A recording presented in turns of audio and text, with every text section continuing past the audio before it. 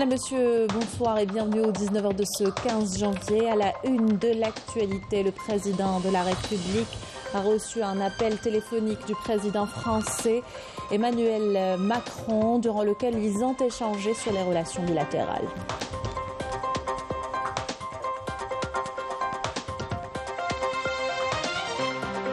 Le président de la République a reçu le général de corps d'armée Djibril Rajoub, secrétaire du comité central du mouvement Fatah et envoyé spécial du président palestinien Mahmoud Abbas.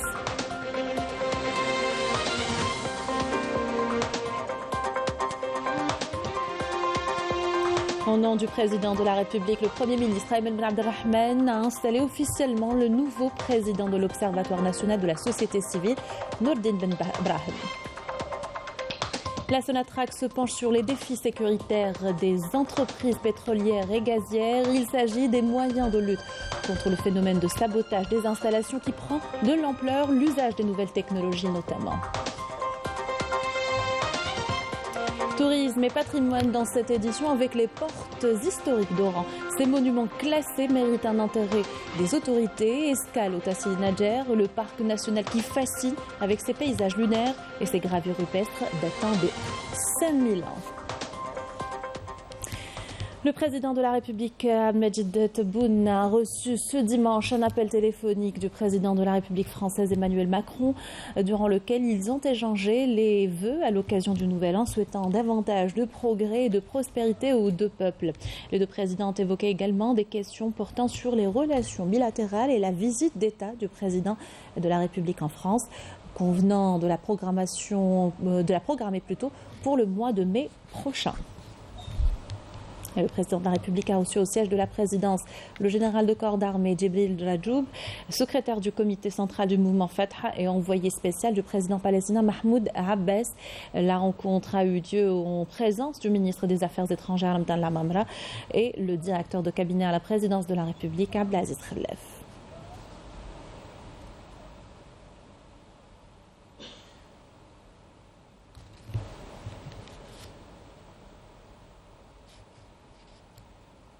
Je vous invite à écouter le général de corps d'armée Djibril Rajoub.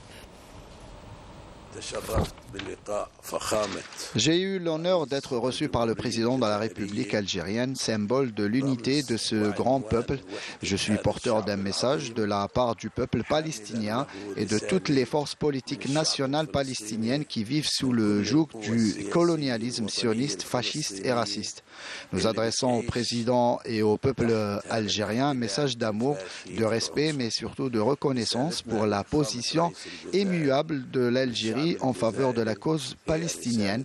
L'Algérie qui a toujours soutenu la cause palestinienne en toutes circonstances, à la faveur de la dernière initiative en date, le projet de réconciliation initié par le président algérien en vue de contenir la crise entre les frères palestiniens et mettre fin à cette division qui n'a que trop duré. La cause palestinienne est la cause d'un combat libérateur qui a pour objectif l'établissement d'un État palestinien souverain avec Al-Quds Sharif comme capitale sous le commandement de l'Organisation de libération de la Palestine, dont les tentatives de sabordage ont été mises en échec par les positions constantes de l'Algérie. Nous restons engagés à faire réussir cette initiative de réconciliation par tous les moyens et à consacrer l'unité palestinienne. Pour sa part, le président Abdelmajid Tebboune assure le peuple palestinien de son plein soutien et affirme sa disposition à mettre tous les moyens nécessaires au service de la cause palestinienne.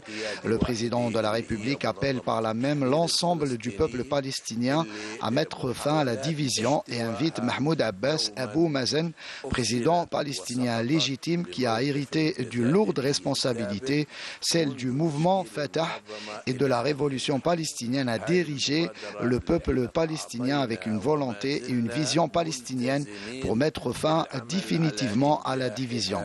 Encore une fois, je remercie le président de la République et je transmets mes salutations au peuple algérien. Et au nom du président de la République, le Premier ministre Ayman Ben Abdelrahman a présidé aujourd'hui la cérémonie d'installation officielle du nouveau président de l'Observatoire national de la société civile, Nourdine Ben Brahim. Une cérémonie en présence de membres du gouvernement et les membres de l'Observatoire. Je vous propose d'écouter le nouveau président de l'Observatoire national de la société civile. Je tiens à remercier le président de la République, Abdelmadjid Tebboune, pour la confiance qu'il a placée en ma personne afin d'accompagner ce mouvement de réforme initié pour l'édification d'une Algérie nouvelle, avec notamment l'implication du citoyen dans la prise de décision pour une citoyenneté active par le biais de la société civile, ce qui constitue un grand acquis consacré par la Constitution. Sécuriser les installations énergétiques, un enjeu majeur, notamment en Algérie. Les défis des entreprises pétrolières et gazières est sujet d'une journée d'études organisée par la Sonatrach. Il s'agit d'échanger autour des moyens pour faire face au phénomène de sabotage qui prend de l'ampleur dans le monde, selon le ministre de l'Énergie, Yanis Aït Belkacem. Principal moteur de l'économie nationale, Sonatrach a pour défi de faire face aux nouvelles menaces sécuritaires auxquelles sont confrontés les sites pétroliers à travers le développement de leur stratégie de protection en accord avec les autres autorités du pays. Les structures énergétiques dans le sud algérien ainsi qu'au nord et partout sur le territoire national sont sécurisées, ce qui permet de concrétiser sur le terrain tous les efforts ainsi que les investissements. Les hautes autorités du pays, Sonatrach, et toutes les parties prenantes ont procédé à une réévaluation des systèmes en place, des systèmes de protection en place. Il s'en est suivi une nouvelle adaptation stratégique de la protection. C'est une nouvelle synergie avec l'armée nationale populaire. On fait appel encore à une nouvelle modernisation des systèmes de sécurité. Les caméras qui étaient analogiques aujourd'hui seront numériques et avec une approche beaucoup plus intégrée. La mise à jour et la modernisation des systèmes technologiques et des surveillances sont primordiales, un impératif pour protéger les installations énergétiques vitales du groupe Sonatrach et de ses partenaires. On va créer un mécanisme, un système de gestion qui doit avoir l'esprit d'avoir l'engagement correct de la part du top management, de la part de la direction de la société et la mise en place des meilleures mesures qui doivent être gérées par les compagnies. C'est vrai d'un point de vue de normes et de règles, mais la lutte contre le terrorisme, contre la criminalité est faite par les autorités. Le dispositif sécuritaire au niveau de Sonatrach a été complètement évolué. Je peux dire aujourd'hui que tous nos sites aujourd'hui sont totalement sécurisés, mais zéro risque, il n'existe pas. Donc, on travaille en forte collaboration avec l'AMP, on travaille avec les services de sécurité en étroite collaboration dans le but de sécuriser toutes nos installations. Nous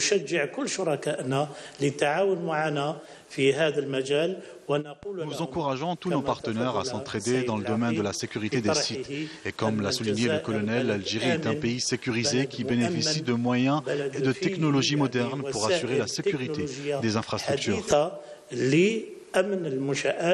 Considérées comme un actif sensible et stratégique, les infrastructures gazières et pétrolières doivent être protégées et sécurisées de façon permanente et continue pour assurer leur durabilité et leur approvisionnement, notamment dans un contexte de tensions géopolitiques internationales.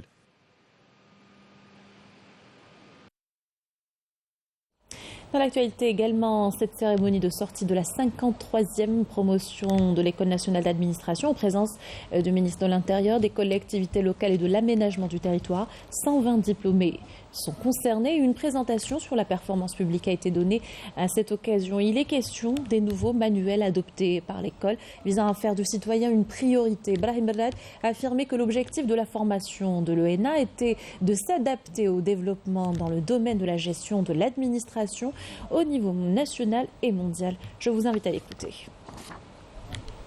Le choix du thème est d'actualité, dans la mesure où à un niveau et à un autre de notre administration, on ne fait que cela, agissant pour le bien du citoyen. C'est toutes les administrations, toutes les institutions qui doivent aller dans ce sens, faire du citoyen donc le centre d'intérêt, agir pour son bien-être, pour son mieux-être.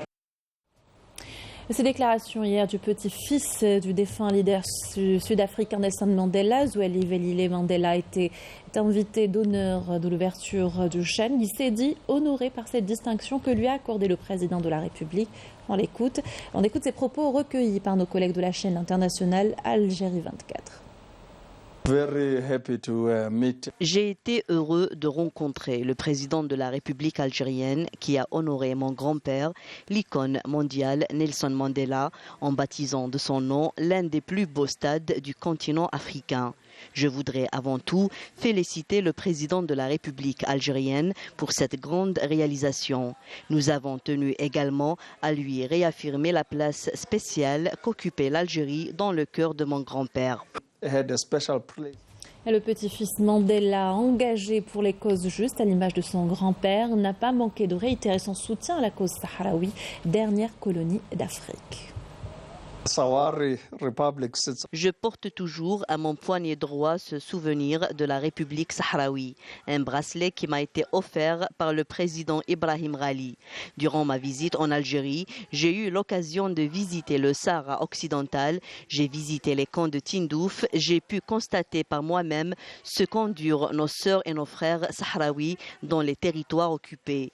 C'est pour cela que je me suis promis de consacrer le reste de mon existence à défendre la cause sahraoui et le droit de son peuple à la liberté. Et justement, le 16e congrès du Front Polisario se poursuit à Dakhla avec la participation de quelques 2000 personnes venues des 4 coins du monde. Ils ont notamment souligné la justesse de la cause sahraoui et le rejet de l'occupation sous toutes ses formes. L'occasion également de dénoncer les violations constantes des droits des Sahraouis par le Marzen. Malika Bellel. Le 16e congrès du Front Polisario qui se tient dans la wilaya de Dakhla dans les camps de réfugiés sahraouis a été une occasion pour les participants venus des 4 coins du monde d'afficher une fois de plus leur solidarité avec la lutte du peuple sahraoui pour l'autodétermination et l'indépendance, réitérant leur soutien inconditionnel en faveur de la cause sahraoui. Nous venons de Russie pour assister à ce congrès historique du Front Polisario. Nous entretenons des relations très importantes de solidarité avec les Sahraouis. Nous représentons des partis politiques espagnols et nous sommes là pour réitérer notre soutien au peuple sahraoui. Je viens assister à ce 16e congrès du Front Polisario pour défendre une cause juste. C'est un soutien juste à une cause juste en vue d'obtenir la liberté et l'indépendance et de garantir au peuple sahraoui son droit à l'autodétermination. Les délégations étrangères venues participer à ce congrès ont fait part de la solidarité inconditionnelle et de leur soutien indéfectible avec la lutte du peuple sahraoui. En plus de notre soutien à la cause sahraoui, nous dénonçons toutes les violations commises par le régime marocain contre le peuple sahraoui et le traitement inhumain dont ils font l'objet dans les territoires occupés. Nous sommes là pour apporter notre soutien au peuple sahraoui et au Front Polisario. Ce qui compte aujourd'hui, c'est l'autodétermination du peuple sahraoui et de dénoncer l'occupation par le Maroc. Nous participons à ce congrès parce que nous soutenons le peuple sahraoui dans sa lutte contre l'occupation. Un peuple qui souffre depuis plusieurs décennies dans des camps de réfugiés. Un peuple qui a droit à son autodétermination dans un territoire qui demeure la dernière colonie en Afrique. Par ailleurs, les participants arabes et africains aux travaux du 16e congrès du Front Polisario ont souligné la justesse de la cause sahraoui tout en rejetant l'occupation sous toutes ses formes.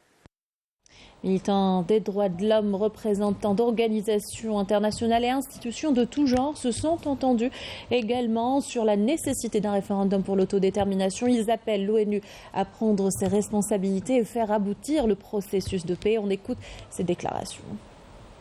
Nous sommes ici pour exprimer notre solidarité avec le peuple sahraoui et le Front Polisario. Nous tenons également à les remercier pour leur invitation et à réaffirmer notre engagement en faveur de cette cause juste et de l'autodétermination du peuple sahraoui. Notre organisation a de tout temps exprimé son soutien au peuple sahraoui. Nous soutenons le plan de paix qui est seul à même de mettre fin à plus de 40 ans de souffrance. Nous sommes ici pour exprimer notre solidarité et notre soutien au peuple sahraoui.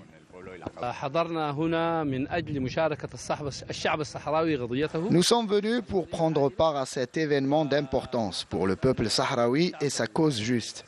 C'est une question de décolonisation. Le Parti communiste soudanais, au regard de son congrès et de son programme, soutient ce mouvement de libération nationale. La question sahraoui est avant tout une question de décolonisation et nous soutenons les revendications du peuple quant à son droit à l'autodétermination. Nous appelons l'Organisation des Nations Unies à tenir ses engagements en vue de l'organisation d'un référendum juste et équitable pour permettre au peuple sahraoui d'exercer son droit à l'autodétermination.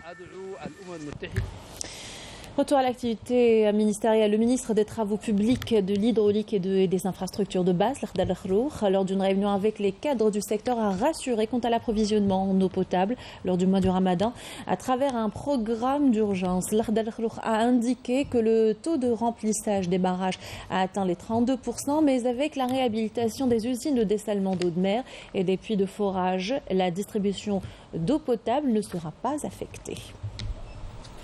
4 bureaux d'études commerciales et un bureau d'expertise mis en service aujourd'hui au pôle universitaire de Kolé à Tipaza. Ils sont appelés à contribuer au développement économique de l'Algérie par le ministre de l'Enseignement supérieur et de la Recherche scientifique. Kamal Beddari estime que ces bureaux permettront à l'université algérienne de franchir un nouveau pas concret dans sa transition vers un nouveau mode de gestion de 3e génération. Il a souligné qu'ils jouissent d'une autonomie totale, leur permettant d'être concurrentiels sur le marché de l'expertise et des études technico-commerciales et économiques. Un mot sur l'événement sportif du moment, le championnat d'Afrique des Nations 2022 qui se déroule en Algérie. Le match du jour met aux prises Madagascar et le Ghana. Ce sera à partir de 20h au stade Hamlaoui à Constantine. Une rencontre pour le compte de la première journée du groupe C. De son côté, l'équipe nationale se prépare pour ses prochains matchs contre l'Éthiopie et le Mozambique.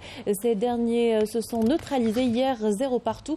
Dans le même groupe, l'Algérie a remporté son premier match contre la Libye, 1-0. Les joueurs de Majid Bouguerra ont une séance d'entraînement au centre technique de Sidi Moussa. Et sans tarder, on retrouve sur place Sarah Derbel. Sarah, bonsoir. Les Verts sont-ils prêts pour leur prochain match ? Bonsoir Sabrina, bonsoir à nos téléspectateurs. Et bien après avoir bien entamé la compétition vendredi face aux Libyens, notre équipe nationale se prépare pour la prochaine rencontre devant l'Éthiopie où la victoire sera synonyme de qualification pour le deuxième tour. Et je peux vous dire qu'ici une bonne ambiance règne au sein de l'équipe. Et les joueurs sont très concentrés sur le prochain match. Et pour plus d'informations sur les Verts, nous avons avec nous Salah Bey Aboud, le chargé de communication de la Fédération algérienne de football. Bonsoir Salah. Bonsoir. Donc déjà, comment se porte notre équipe nationale après la précieuse victoire face à la Libye ? Comme vous l'avez déjà dit, alhamdoulilah, c'est une victoire qui a apporté beaucoup de bien à l'équipe parce que tout le monde est détendu. Donc tout le monde a un petit peu évacué la pression d'avant-match. Il y avait beaucoup d'attentes par rapport à ce match inaugural devant un grand public dans un nouveau stade. Donc au lendemain de ce match, tout le monde est détendu, serein. Évidemment, hier, c'était une journée un peu de récupération, notamment pour les joueurs qui ont pris part au match. Pour le reste, ils se sont entraînés, mis à part les joueurs qui se sont blessés pendant le match. Mais sinon, aujourd'hui, c'est tout le monde qui a repris, mis à part le joueur de Bir qui est toujours convalescent. Voilà, donc vous avez parlé de blessés, de blessures aussi. Donc Mahious, l'attaquant de l'USM Alger qui a inscrit l'unique but lors de ce match. Donc est-il rétabli? Et pour ce qui est de Debeh, donc comment se sent Debeh et est-ce que vous signalez bien évidemment d'autres blessures? Bon, pour Mahious, je pense que vous l'avez déjà vu à l'entraînement. Donc, le premier buteur du stade Nelson Mandela. Donc, il a repris aujourd'hui avec tout le groupe. Par contre, Debih est toujours convalescent. Donc, on attend les 72 heures qui suivent le match pour que le staff médical puisse faire les examens nécessaires, puisqu'il a déjà un hématome. Donc dans le protocole dispositif prévu, donc on doit attendre 72 heures. Et après cela, le staff médical pourra se prononcer sur la gravité ou non de cette blessure. Et enfin, comment Majid Bouguenra et ses hommes se préparent pour ce match face à l'Éthiopie et comment est l'ambiance ici à Sidi Moussa puisque les joueurs sont là? Bon, l'ambiance, je pense que depuis le début, elle est très très bonne, excellente même. Maintenant, pour ce qui est du match, effectivement, dès que le premier match est terminé, on est focus sur le deuxième.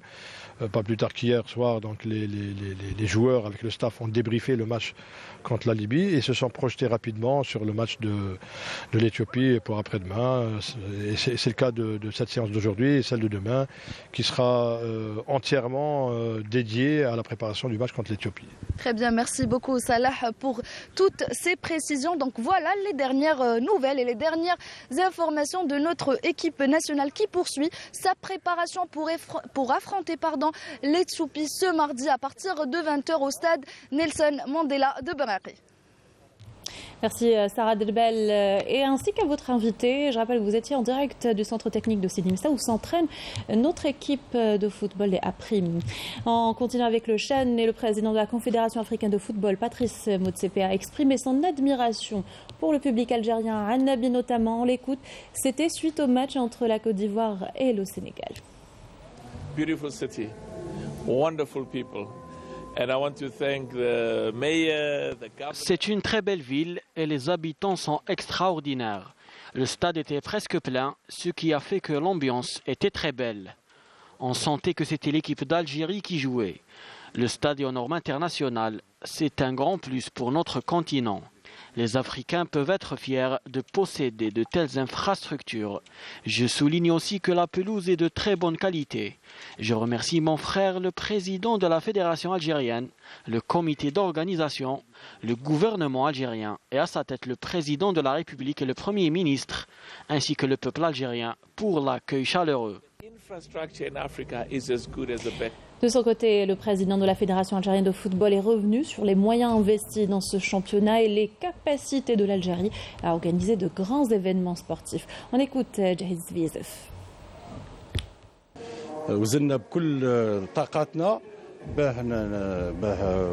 On a mis tous les moyens nécessaires en coordination avec le Wali pour que Annaba soit prête pour l'événement. Et alhamdoulilah, on a réussi. Je voudrais remercier les autorités locales et tous ceux concernés par l'organisation. Le démarrage de ce CHAN s'est déroulé dans les meilleures conditions, tout en respectant les normes de la FIFA. Comme vous le savez, l'Algérie est un pôle important du football africain. Et avec les nouvelles infrastructures, nous sommes parmi les pays qui peuvent organiser une Coupe d'Afrique. La preuve, tout s'est déroulé comme prévu lors des 2 premiers jours du CHAN. Nous défendrons crânement notre dossier. Et on revient justement sur cette ambiance très festive hier au stade de Annaba à l'occasion du match entre la Côte d'Ivoire et le Sénégal. Record de supporters également constaté sur place. Algériens et autres Africains ont fait le déplacement en masse pour le match Lindet Boul.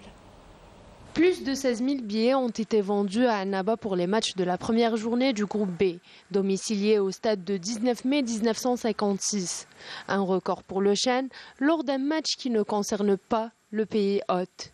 Émerveillés par l'ambiance, les supporters sénégalais présents nous ont exprimé leur joie. Ce public, il est adorable. J'ai jamais vu un public aussi accueillant, aussi adorable. Là, c'est comme si c'est l'Algérie qui jouait. Là, je sais que si c'était les deux équipes seulement, les supporters des deux équipes seulement, il n'y aura pas cette ambiance-là. Et vraiment, on a trop apprécié. Vraiment bravo à l'Algérie. Vraiment, je vais féliciter les fédérations algériennes parce que vraiment, c'est une belle organisation avec la public. La public, vraiment, je vais féliciter la public avec l'organisation du CHAN au Alger. Parce que vraiment, c'est une bonne organisation. Parce que tout le monde est content. Je suis fier des Algériens. Hommes, femmes et enfants, tous ont tenu à se rendre au stade du 19 mai qui a fait peau neuve en prévision de ce CHAN. Ce stade a été rénové, cela fait honneur à la ville de Annaba et l'Algérie.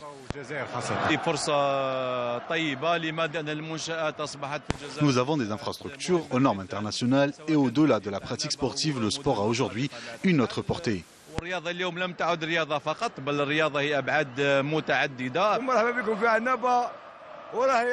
Soyez les bienvenus à Annaba. Annaba est le joyau de l'Est algérien. La ville est accueillante et les Beaunois sont très accueillants. Le public annabi a su relever le défi et par l'occasion épater les responsables de la CAF qui ont apprécié l'ambiance. À l'étranger, le Maroc fait face quasi quotidiennement à des mouvements de protestation contre un régime que les protestataires qualifient de dictatorial. La contestation s'est élargie à tous les secteurs d'activité. Le cas des étudiants en droit qui ne décolèrent pas. Ils ont envahi encore une fois aujourd'hui les rues de Rabat. Ils dénoncent cette fois la liste des admis au concours des avocats dévoilée il y a quelques jours et le manque d'opportunités pour les jeunes diplômés. Ils appellent également l'ouverture d'une enquête scandant des slogans appelant à la fin de la corruption et à l'instauration d'une véritable justice sociale.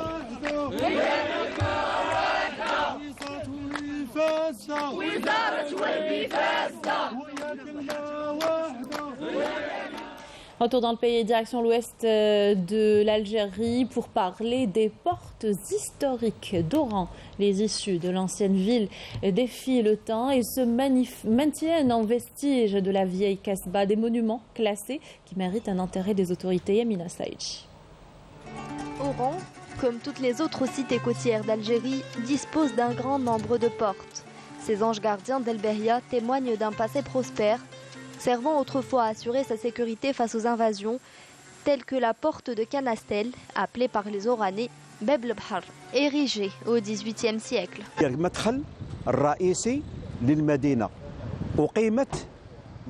Cette porte est considérée comme l'entrée principale de la ville. Elle a été bâtie entre 1734 et 1738. La porte est un passage qui mène d'un côté vers la campagne et de l'autre vers Santa Cruz et El Marsa.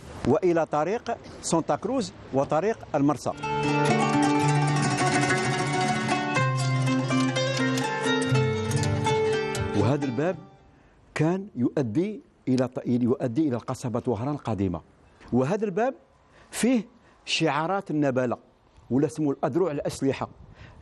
Cette porte menait vers la vieille Kasbah. Des ornements y sont sculptés, des écussons et des armoiries témoins de tous les envahisseurs.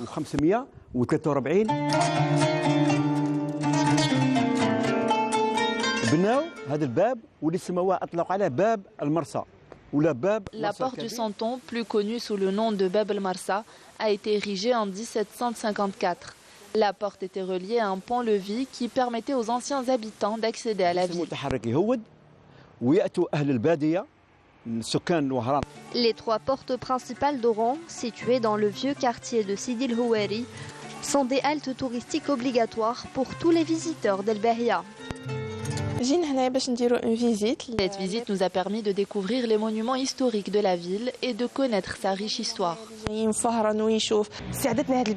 Ces portes nous ont permis de découvrir le riche patrimoine de la ville d'Oran.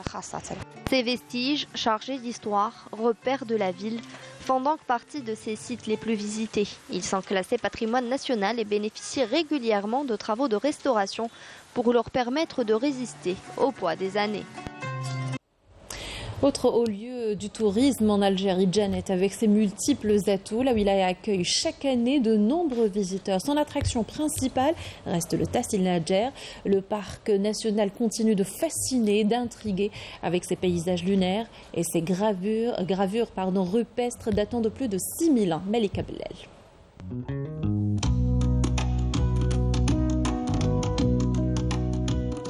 Incontournable endroit aux paysages grandioses et aux formations géologiques surprenantes. Tassil Najer est un massif montagneux d'une splendeur incomparable.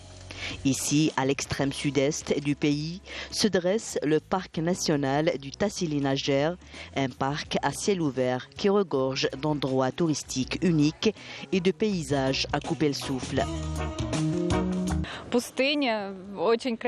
L'organisation est à la hauteur et le paysage est juste magnifique.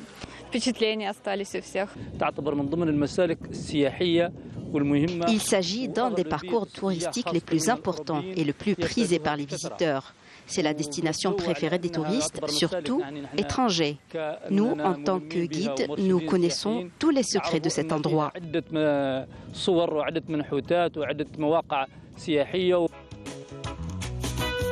De Ihrir, Saint-Dylan, Thikobawin jusqu'à la Tedrert rouge, où d'impressionnantes peintures et gravures rupestres continuent de drainer les touristes envoûtés par cette inestimable richesse archéologique. Vous avez un très très beau pays, immense, magnifique. On a fait plein de photos et on va en faire encore. Voilà. Et on reviendra. On a fait les deux parties du Tadrar. Et le Tadrar rouge, c'est vraiment magnifique. Ce sable rouge, ces rochers noirs, c'est vraiment quelque chose à voir. Pour l'instant, ça reste, disons, un de mes meilleurs souvenirs. Nous visitons cet endroit pour la deuxième fois. Nous aimons beaucoup ce pays. Nous prévoyons de visiter aussi d'autres régions aussi belles que celle-ci. Découvrir des paysages à couper le souffle, les dunes de sable aux différentes couleurs ou admirer tout simplement les jolis palmeraies tels des écrins de verdure parsemés au fin fond du désert, le Tassili Najer se livre dans toute sa splendeur pour exalter le visiteur.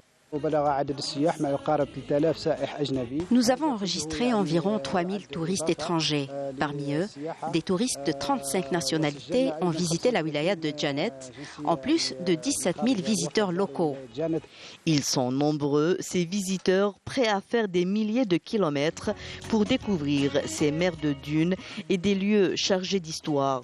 Le Tassili Najer a même été classé parmi les destinations touristiques à visiter en 2023 par le New York Times. Avec ceci, nous arrivons à la fin de notre journal. Merci de l'avoir suivi. Excellente soirée sur Canal Algérie.